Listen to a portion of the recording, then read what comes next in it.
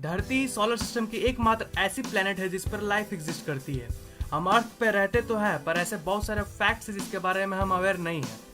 मैं हूँ fact take और इस वीडियो में मैं आपको बताने जा रहा हूँ top 5 facts about planet earth. So let's explore. Number 1, age of the earth. क्या आपको पता है कि धरती की एज 4.543 बिलियन ईयर्स है, मतलब कि 454 करोड़ ईयर्स।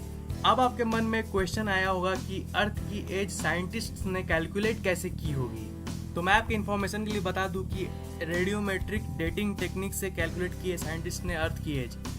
यह एक टेक्निक है जिसमें साइंटिस्ट किसी भी पत्थर या किसी भी मटेरियल की एज कैलकुलेट करते हैं। तो इससे आप समझ ही गए होंगे कि सबसे पुरानी जो पत्थर मिली है हमें वो 4.5 बिलियन ईयर्स पहले की है, यानी धरती की फॉर्मेशन की टाइम की।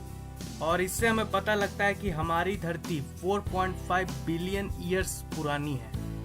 नंबर 2, टेम्परेचर ऑफ द अर्थ। वैसे तो धरती की एवरेज टेम्परेचर 16 डिग्री सेल्सियस है, लेकिन अर्थ पर ऐसे बहुत सारे प्लेसेस है जहां टेम्परेचर नॉर्मल से बहुत ज़्यादा डिफर करती है। 10 जुलाई 1930 को डेथ वैली यूनाइटेड स्टेट्स पर आज तक की सबसे हाईएस्ट टेम्परेचर रिकॉर्ड की गई है, जो 56.7 डिग्री सेल्सियस है।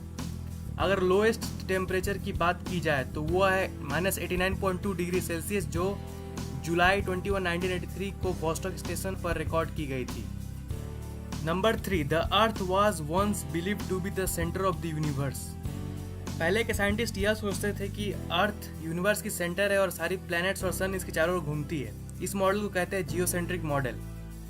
फिर यह बंदा आया निकोलस कोपरनिकस। इस बंदे ने हेलियोसेंट्रिक मॉडल को प्रेजेंट किया। अकॉर्डिंग टू दिस मॉडल, सन अर्थ के चारों ओर नहीं घूमती, बल्कि अर्थ सन के चारों ओर घूमती है। और ये तो हम जानते ही कि जियो मॉडल गलत है और हेलियो मॉडल बिल्कुल सही। Number 4, the rotation of the earth is gradually slowing down. जी हाँ, आपने अपने कानों से बिल्कुल सही सुना। अर्थ की रोटेशनल स्पीड धीरे धीरे स्लो होते जा रही है। अगर हम डी एक्सेलेरेशन रेट की बात करें तो ये 17 मिली सेकेंड पर 100 ईयर्स की है। पर अर्थ की स्पीड कम क्यों हो रही है? क्या है ना कि मून अर्थ से दूर खिसकता जा रहा है, लगभग 3.78 सेंटीमीटर पर ईयर के हिसाब से, और इसलिए धरती की रोटेशन स्लो होती जा रही है। धरती मून से जितना दूर जाएगी अर्थ की रोटेशन उतनी स्लो होती जाएगी।